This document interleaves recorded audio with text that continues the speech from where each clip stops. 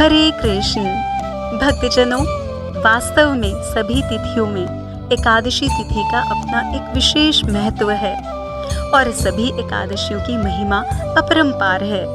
आज हम आपके अपने चैनल कथापुंज की एकादशी व्रत कथा श्रृंखला में एक ऐसी महान पुण्य प्रदायिनी एकादशी का वर्णन करने का प्रयास करेंगे जो संपूर्ण एक वर्ष में आने वाली अन्य सभी एकादशियों के बराबर अकेले ही महान पुण्य प्रदान करती है। ज्येष्ठ माह के शुक्ल पक्ष की पुण्य प्रदायिनी शुभ निर्जला नाम की एकादशी, जिसको हम भीमसेनी एकादशी और पांडव एकादशी के नाम से भी जानते हैं, एक संपूर्ण वर्ष की सभी एकादशियों के पुण्य के बराबर अकेले ही पुण्य प्रदान करती है।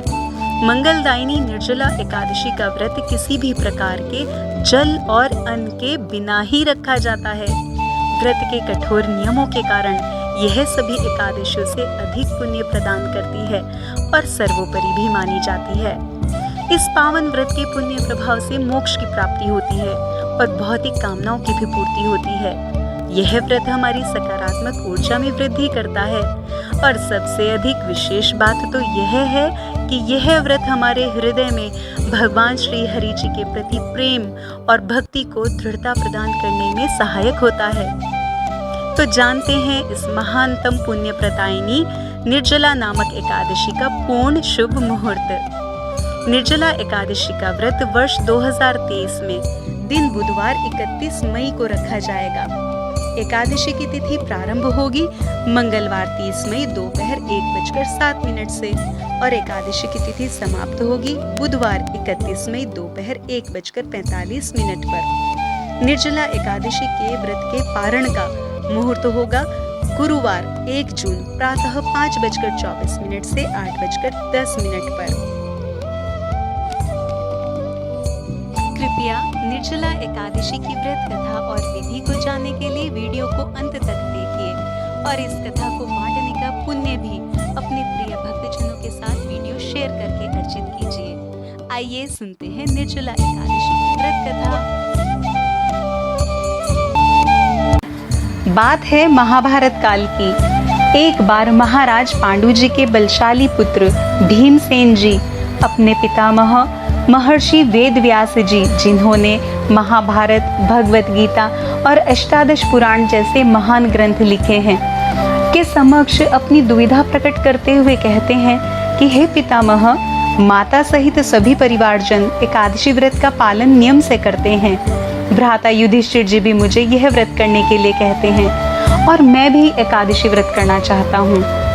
मैं भक्ति पूर्वक भगवान श्री हरि जी की भक्ति, पूजा, दान, पुण्य भी करता हूँ, लेकिन व्रत नहीं रख पाता। भीमसेन जी आगे कहते हैं कि मेरे पेट में व्रत नामक अग्नि है, जिसके कारण मैं भोजन किए बिना नहीं रह सकता। भोजन से वह शांत रहती है, इसलिए पूरा व्रत तो क्या, एक समय भी भोजन किए बिना नहीं रह सकता, अर्थात मैं व्रत नहीं रख सकता।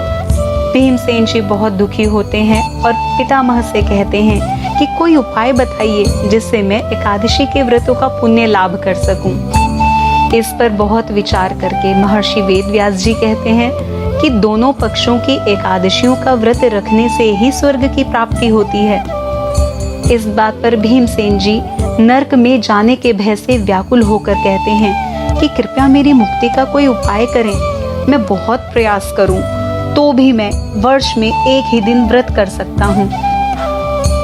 महर्षि वेदव्यास जी विचार करने लगे और फिर बोले, ध्यान पूर्वक सुनो हे भीमसेन, कृष्ण और मिथुन संक्रांति के मध्य में ज्येष्ठ माह के शुक्ल पक्ष की एकादशी होती है, जिसका नाम निर्जला एकादशी है, अर्थात बिना जल ग्रहण किए व्रत रखना चाहिए।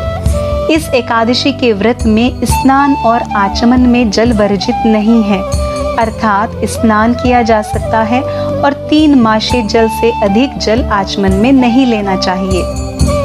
इस आचमन से शरीर की शुद्धि हो जाती है। इस दिन भोजन करने से व्रत नष्ट हो जाता है। एकादशी सूर्योदय से द्वादशी सूर्योदय तक जल और अन्न का त्याग करना चाहिए और दान पुण्य करने के पश्चात ही द्वादशी के दिन व्रत का पारण करना चाहिए। इस एकादशी व्रत का फल संपूर्ण एकादशियों के बराबर होता है। हे भीमसेन, स्वयं भगवान ने मुझसे कहा था कि इस एकादशी का पुण्य समस्त तीर्थों और दानों के पुण्य के बराबर है। एक दिन निर्जल रहने से मनुष्य पापों से मुक्त हो जाता है। जो मनुष्य निर्जला एकादशी का व्रत करते हैं उनको मृत्यु के समय भयानक यमदूत नहीं दिखाई देते।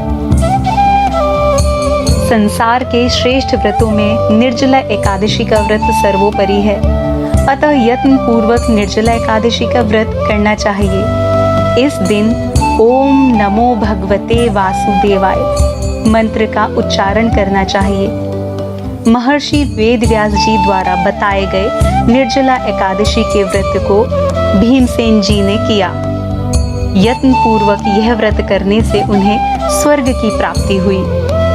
इस कारण इस एकादशी को भीमसेनी एकादशी या पांडव एकादशी भी कहा जाता है। जो मनुष्य इस कथा को प्रेम पूर्वक श्रवण करते हैं और पढ़ते हैं उनको भगवान श्री कृष्ण जी का प्रेम और भक्ति के साथ साथ स्वर्ग की भी प्राप्ति होती है। आइए जानते हैं निर्जला एकादशी व्रत के नियम। सर्वप्रथम आपको अपनी शारीरिक सामर्थ्य अनुसार ही व्रत रखना है। निर्जला एकादशी के नाम से ही स्पष्ट है कि निर्जल अर्थात बिना जल ग्रहण किए व्रत रखना है। जल के साथ ही अन्न भी नहीं ग्रहण करना है। एकादशी तिथि के सूर्योदय से द्वादशी तिथि के सूर्योदय तक व्रत का पालन करना है। आप जानते ही हैं एकादशी के व्रत के नियमों का पालन दशमी तिथि से ही आरंभ हो जाता है। इसलिए दशमी तिथि को सात्विक आहार सूर्यास्त से पूर्व ही ग्रहण कर ले। एकादशी तिथि को ब्रह्म मुहूर्त में उठकर स्नान आदि नित्य कर्मों से निवृत्त होकर स्वच्छ वस्त्र धारण करके भगवान श्री हरि जी और माता लक्ष्मी जी का पंचामृत से स्नान करके उनका श्रृंगार करें और धूप, घी का दीपक, नैवेद्य, गंगाजल, ऋतुफल, फूल और तुलसी जी अर्पित करें। भगवान श्री हरि जी की आरती करें। एकाग्रता के साथ श्री हरि विष्णु भगवान जी का उनके शंख, चक्र, गदा और पद्म धारण किए हुए अति सुंदर हृदय को सुख प्रदान करने वाली मोहक छवि का ध्यान करें। हाथ में पुष्प या जल लेकर श्री हरि विष्णु जी के, श्री कृष्ण जी या श्री राम जी या श्री लड्डू गोपाल जी, जो भी छवि आपके हृदय में बसी हो, के समक्ष व्रत करने का संकल्प करें कि हे प्रभु, एकादशी व्रत निर्विघ्न रूप से पूर्ण करने की आज्ञा और क्षमता दें। पवित्र मन से हरे कृष्ण कृष्ण कृष्ण हरे हरे, हरे राम राम राम हरे हरे, या ओम नमो भगवते वासुदेवाय या विष्णु सहस्त्र नाम का पाठ करें। अपने हृदय की कठोरता को त्याग कर करुणा के भाव धारण करें। व्रत शरीर से ही नहीं अपितु मन से भी करें। पर निंदा, आलस, ईर्ष्या, लालच, काम, क्रोध, झूठ और कपट से दूर रहें। दिन भर शांत चित्त से श्री हरि जी का नाम स्मरण करते रहें। श्री हरि जी के चरणों में अपना ध्यान लगाए रहें। संध्या के समय श्री हरि जी को मखाने की खीर या अन्य शुद्ध भोग लगाएं, परंतु याद रखें आप स्वयं नहीं ग्रहण करेंगे। आरती करें, रात्रि में जागरण करें और कीर्तन का भी विधान है। अगले दिन अर्थात द्वादशी तिथि को सुबह व्रत पारण के नियत समय पर श्री हरि जी को तुलसी युक्त जल पिलाएं और भोग लगाएं। फिर किसी ब्राह्मण को दान स्वरूप अन्न, वस्त्र, छत्र, जल से भरा घड़ा, फल, उपानह आदि दान करें और फिर अपने व्रत का पारण करें। आपका व्रत निर्विघ्न रूप से पूर्ण हो, इसके लिए शारीरिक श्रम कुछ कम करें। कुछ समय मौन रहें, क्योंकि अधिक वार्तालाप आपकी शारीरिक ऊर्जा का ह्रास कर सकता है। गर्मी से बचें और हरि नाम स्मरण करते रहें। भगवान श्री हरि जी आपको व्रत करने का सामर्थ्य प्रदान करें। इस शुभकामना के साथ आपसे अनुरोध है कि भक्ति की इस पुण्य धारा को अधिक से अधिक अपने स्नेही जनों के साथ शेयर करें, चैनल को सब्सक्राइब और वीडियो को लाइक करें। हरे कृष्ण।